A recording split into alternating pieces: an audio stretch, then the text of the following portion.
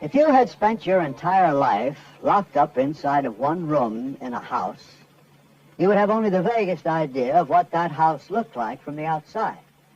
That is the way we are in our house of stars, which we call the Milky Way galaxy. In this program, we're going to try to trace man's changing conception of the general dimensions and appearance of his house of stars as the windows in his little room out of which he was able to look became more and more clear. Now, if you look up in the sky in the summer and in the winter, you will see stretching across the sky a rather faint but very beautiful arc of misty light. You have to be at least 50 miles from the extraneous light of any big city, and this, of course, is the Milky Way. Now, we know what this is now, but man didn't always know. And some of the early conceptions, which we're going to try to tell you about, are quite interesting. The ancient Norse people, for example, said that the Milky Way was the road to Valhalla, and the few bright stars that stood out against the general background of this glowing cloud were the souls of the Vikings who had died honorably in battle as they mounted to this Norse heaven. The American Indians had a remarkably similar conception. They said that the Milky Way was the trail to the happy hunting grounds.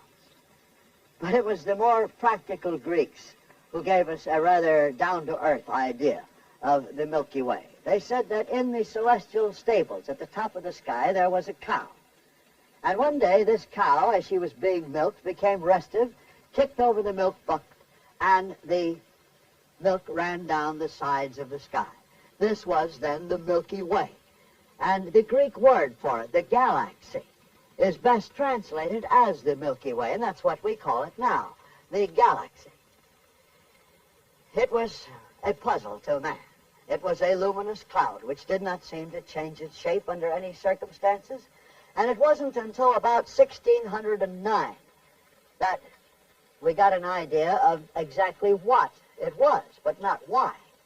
Then Galileo looked at it through one of his very crude telescopes. And crude as this telescope was, it succeeded in resolving this luminous cloud into countless stars, stars which were too far away for them to be seen individually, but whose light reached us from, obviously, a tremendous distance.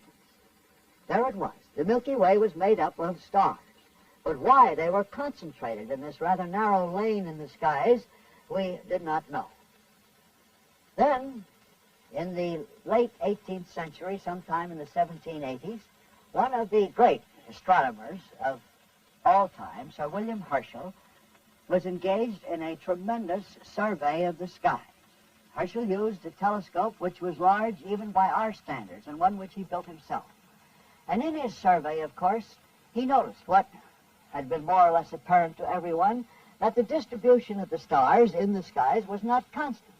Now, as Herschel started his exploration across the heavens, he found there were places where the stars were fairly thinly distributed. Then, as he went on, he came to places where the distribution was much closer, where the stars were literally packed into the space up there. This, of course, was the stream of the Milky Way. And as Herschel crossed it in his celestial journey, he came again to places where the stars were very thinly distributed. Now, in this survey, in this great star count, Herschel came across more than 5,000 little tiny cloud-like objects up there, which were obviously not single stars. Many of these, not many, say a few of these, had been known to mankind through earlier telescopes, and one or two even can be seen without telescopes. They looked like little clouds, and they were given the name nebula, which means a little cloud. Now, Herschel found a great many of them that were obviously clouds of gas with a few stars scattered in between them, no standard shape, any old shape, but cloudy. Then, as he began to pick up more and more of them through his more powerful telescopes, he ran into more and more which seemed to follow a pattern. Now, this pattern showed that these things were They looked, in some cases, elliptical. In some cases, they were circular in cross-section. And in some cases, they were spindle-shaped. Now, here is one of the elliptical kinds. And you can see, if you look closely, that there are faint traces of what look like arms on the side of them. There are others whose arms are more definitely shown. We are looking at it perhaps more directly. And there are others, as I said, which have a sort of a spindle appearance, as though we were looking at them edge on. There were a great many of these, and they all seem to form into this general pattern, seen at, in various angles. And to differentiate them from the true nebulae, the real clouds, which were obviously clouds, these were called spiral nebulae. And as discovery went on and as telescopes became better, they vastly outnumbered all of the other kinds. Now, there was one of these spiral nebulae in particular, which was big and bright and obviously fairly close to the sun. And that we shall come to in a moment. But another result, and perhaps the most important result of Herschel's survey of the stars, was this. He came up with the first definite conception of this vast universe of stars in which we live. Herschel said that this is an irregular disk shaped like a vast wheel with an irregular edge, and that it is made up of millions and millions of stars, that it contains these little clouds of dust and gas, both the real nebulae and the spiral nebulae, and that our sun is a star rather close to the center of this great disk. This was the universe. It embraced everything, everything that man could see or could hope to see, according to Herschel, by whatever means that might come to his command. Now, among these spiral nebulae, which occupied a place in this wheel of stars, there was one which was very prominent. It was particularly bright and evidently fairly large and seemed to be quite near to the sun. And this is in the constellation of Andromeda and was known as the Great Spiral Nebula in Andromeda. We can see it, of course, now, and it looks to us like an oval, an ellipse, rather. We know that its elliptical appearance comes from the fact that it is tilted away from us, that it is actually circular in cross-section. It seems to follow the pattern of so many of these spiral nebulae. Now, something like this, perhaps. Here is a model of a spiral nebula running true to form. You can see that it is circular in cross-section. But if we see it tilted at an angle, you see, it assumes an elliptical form. And it seems to have the definite arm structure that we can see in so many of these, which, according to Herschel, again, were included in our great overall universe. The Andromeda Spiral Nebula, of course, fascinated mankind because of its appearance, its mystery, and it has been one of the most studied objects in astronomy.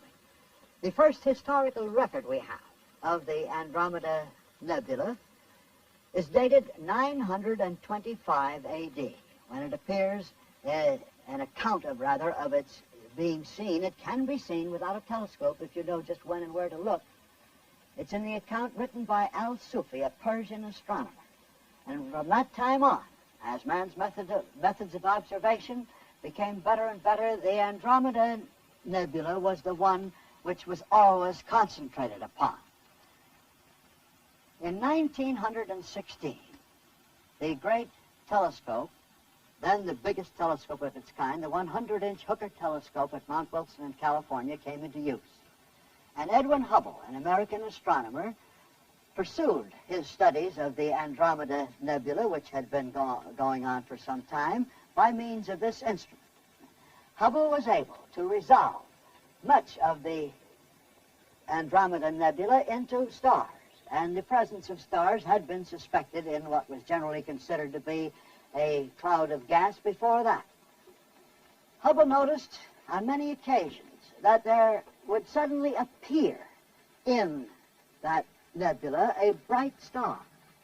Now, this was interesting, but not very world-shaking, because such bright stars have appeared in many places in the sky. In fact, in the olden times, a star would suddenly appear where no star had been seen before, and men regarded them as new stars and called them new stars. And we still use the Latin name for new, the word nova, to describe such stars. Although now we know that they are not new stars. They are stars which have been there all the time, but which have been too faint to be seen easily. Then, due to some atomic imbalance, which we do not fully understand, the star explodes.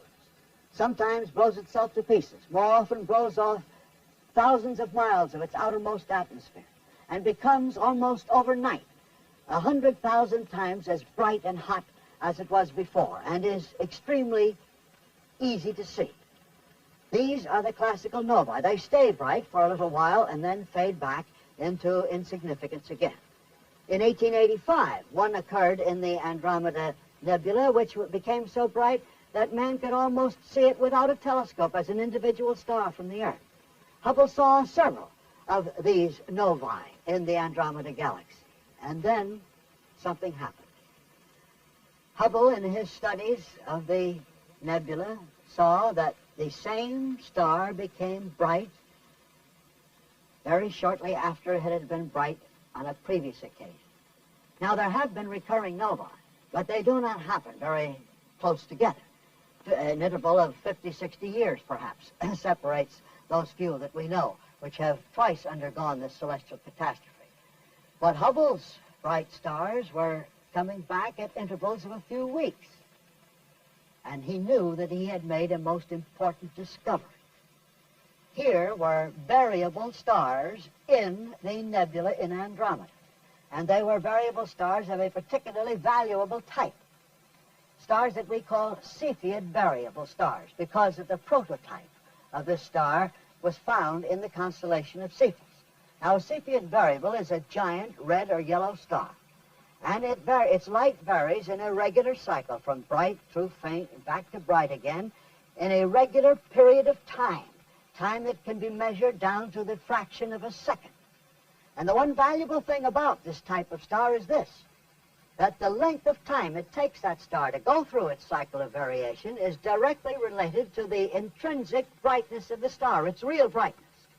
Now, if we know the real brightness of a star, we can, by comparing its real brightness with its brightness as we see it, its visual brightness, get a very excellent idea of that star's distance. For we know exactly how distance affects light, whether it be the light of a star or light of a candle.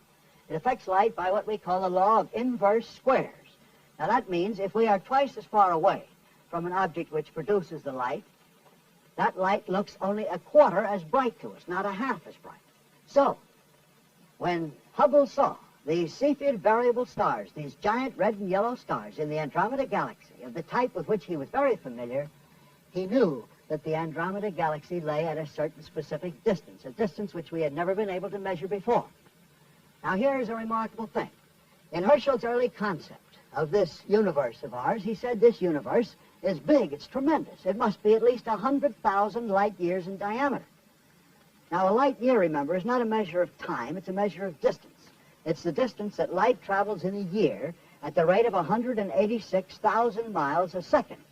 So that this universe of Herschel's was tremendous. But the Cepheid variables in the nebula in Andromeda told Hubble that the nebula in Andromeda was 750,000 light years away. And it must, therefore, be outside of Herschel's conception of the universe. And if that, as a typical spiral nebula, were outside, then all the other spiral nebulae might very well be outside. Here is our universe. Here is what Hubble found out about. That it was not the all-embracing disk of stars that Herschel pictured. That there was space outside of it. Space which was populated by other disks of stars. Other spiral galaxies. Now, see what's happening. We're getting a better look out of the windows of this room in the house in which we are. We are seeing other houses out there. And since we see other houses, all more or less of a pattern, it's only reasonable to believe that our house must conform to a certain extent to this pattern, too. Now, if the Andromeda Galaxy is at a distance of 750,000 light years, we can then tell a great deal about its size. It covers a certain specific amount of the sky. And at that distance of 750,000 light years, the Andromeda Nebula, and we had better stop calling them nebulae now, they are galaxies as ours is a galaxy. The Andromeda Nebula probably forms one of this class of spiral nebulae or galaxies. Like this, has armed structure. We are seeing it tilted at a considerable angle so that it does look elliptical to us. But the arm structure is there, very definite. And as I said, at Hubble's distance from this, we have a pretty good idea of its size. Hubble said that at that distance, it must measure about 50,000 light years in diameter, say about half the size of our own galaxy, and have correspondingly about half the stellar population, 50 billion stars, as ours had 100 billion stars. And since all the other galaxies were outside, this led to a very interesting conclusion. We know that if we pass the light from any incandescent object, be it a star or a galaxy or anything else, through a spectroscope, an instrument built around a prism, there will be certain dark lines crossing the spectrum, that is, the band of colors that is produced by that instrument. The position and the arrangement of these dark lines tell us a great many things about the object producing the light. And one of the things it tells us is this, that if these dark lines are shifted a little bit toward the red end of the spectrum from their normal position, it means that the object is moving away from us, or that we, the observer, and the object are moving apart. It works the same both ways. Now, here are several diagrams showing spectra of galaxies, and they shift toward the red end of certain definite lines. These are the lines. Now, see where they are in this first picture. They are a little bit toward your right, or toward the red. That means the position of these lines can tell us the velocity of that galaxy. In this case, it is 125 miles a second. And as we go out more and more distant galaxies, we find them moving more and more rapidly. Here is one in which the lines have been moved way up here, almost to the middle of this picture, which indicates a velocity of 14,300 miles a second. We did find that the nearer the galaxies were to us, the slower they were moving. The more distant they were, the faster they were moving. And the most distant galaxies, which we were able to see and whose light we were able to see and analyze, moved at speed sufficient to bring them to their positions in about 2 billion years. Now, here was a puzzle. Geologists know very definitely from various evidences that they can pick up on the Earth that the age of our Earth is between 4 and 5 billion years old, and yet the universe seemed to be only 2 billion years old. What happened? Was the Earth out there alone in space waiting for the universe to be built around it? That didn't seem to be conceivable at all. However, that's the way things were for quite a while. Now, as far as the appearance, general shape and size of our own galaxy is concerned, there were several other important clues which gradually came to light. And one of these clues deals with a tremendous formation of stars, the great globular clusters. Now, we know of about 90-odd of these clusters, which are visible from our position here on the Earth. These are tremendous aggregations of stars. They measure about 30 light years in diameter and contain up to 100,000 stars. And they seem to be located on the very outskirts of our galaxy, of this wheel of stars, of our house, the stars in which we live. Now, Dr. Harlow Shapley, formerly of Harvard College Observatory, analyzed the positions and distribution of this group of clusters and said that they undoubtedly stood like sentinels around the edge of our galaxy. And this view of his was confirmed by our being able to see in other nearby galaxies that there were globular clusters situated on the outskirts of such galaxies, and we can see them here in their distribution. From their arrangement, Shapley said that the size of our galaxy was probably correct as we had known it, that it was a wheel of stars perhaps 100,000 light years in diameter, that it had a definite arm structure, and that it had a stellar population of about 100 billion stars, perhaps more, and of course various real nebulae, clouds of dust and gas within it. Shapley also said that we did not live in the center of this galaxy as Herschel had supposed, but that our position was off-center. When we look at the Milky Way in the summertime, it is extremely bright and very vivid, and Shapley said we are then looking in the direction of the nucleus, the center of this wheel of stars, the Hubble. And Shapley was able to give us a very definite idea. He said, here we have a diameter of the thing, 100,000 light years, this flat disk whose edge we are seeing. Here is the nucleus of it. Now, the nucleus is thick, perhaps 10,000 light years in depth from top to bottom. And from the varied appearance of the Milky Way as we see it, we can get an idea of our location in it. We live about 1/3 of the way in, from one edge toward the center, in one of the arms. When we see this summer Milky Way, we are looking from our position toward the center of that, which we cannot see because of the tremendous number of stars in it. In the wintertime, we are looking out toward the edge of this wheel, when the Milky Way is considerably less vivid. However, in the spring and in the fall, the appearance of the stars doesn't vary too much. Their scattering is just about the same, so that we probably live right about the center of the disk of the Milky Way, right in the central plane.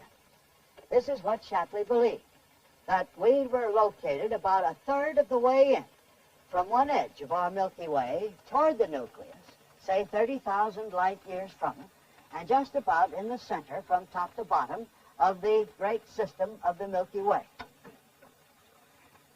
That is the way things stood until 1952, when an entirely new conception and new estimate came about. The agency responsible for this change was the great 200-inch Hale reflector at Mount Palomar, the biggest telescope in the world. Walter Body, an astronomer, took up a study of the Andromeda Galaxy with this telescope, hoping, at its distance of 750,000 light years, to be able to see a great deal of detail which hadn't hitherto been disclosed in that galaxy. Body was bitterly disappointed. The Hale telescope did not reveal what he had hoped, and he began to make a study of the clues which Hubble had used to estimate the distance of that. Now remember what Hubble had said. Hubble saw in the Andromeda Galaxy Cepheid variable stars, great red and yellow giant stars, with a regular cycle of variation. And this cycle led Hubble to believe that the distance of the Andromeda Galaxy was 750,000 light years. At that distance, its size, its diameter was 50,000 light years, and on that scale, the universe was perhaps 2 billion years old. Now, Body analyzed these stars and found the answer. These were not the red giant stars that Hubble had believed they were. They were, on the contrary, tremendously bright, hot blue stars, blue-white, at least 4 times as bright, perhaps more, than Hubble had thought they were. Now, that meant that if they were 4 times as bright, they were twice as far away, and that the distance of the Andromeda Galaxy, instead of 750,000 light years, was 2 million light years at least. That its size was about 3 times what we had supposed it to be, because it didn't look any smaller to us just because we knew it was farther away. It must be 150,000 light years in diameter and have a correspondingly larger stellar population, and that the universe on this new scale was about 5 billion years old. Now, you see, the Earth falls right into place. The Earth belongs. Now, it was not out there waiting for everything to happen long before the rest of the universe was built around it. To summarize the evidence we have, we live in a house of stars, and we have been able to see other houses which we believe are very much like ours outside. So, as I said before, we are justified, we think, in assuming that ours fits more or less into the general pattern. This house of stars is our Milky Way galaxy, a vast disk of stars and dust and gas. This disk measures at least 100,000 light years in diameter. It has a stellar population of between 100 billion and 200 billion stars. It has an amount of dust and gas, and the dust and gas mainly concentrated in the outer regions of it, the arm structure. Our sun is just one of these billions of stars. And we, of course, are attached to our sun gravitationally. We go along with it. Our galaxy has a definite arm structure. And our sun is located, we believe, in one of the arms about 1/3 of the way in from one edge toward the center. The center, again, is the Milky Way, that part of the Milky Way which we see in the summer as we look toward the edge, toward the middle of this wheel, down one of its spokes, as it were, from our position about halfway between the top and bottom of it. In the wintertime, we see the Milky Way looking toward the edge, looking up the spoke, in the constellation of Taurus in the winter sky. The summer Milky Way, the hub of our galaxy, lies, we believe, in the direction of the summer constellation of Sagittarius. Now, this galaxy of ours is rotating in this direction, so that the arms trail back along the direction of rotation. And, of course, like all celestial groups of things, its rotation is not like that of a wheel. It is rotating most rapidly in the center, and the different components are rotating more slowly as we go up. At our sun's distance, about 1/3 of the way in, our sun is traveling at a speed of about 175 miles a second.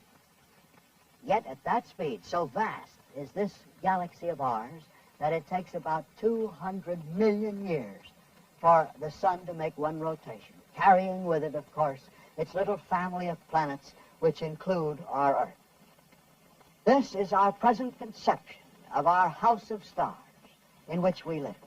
And to me, it is a tremendous tribute to man's ingenuity, to his thinking power, that he has gotten from his position as a prisoner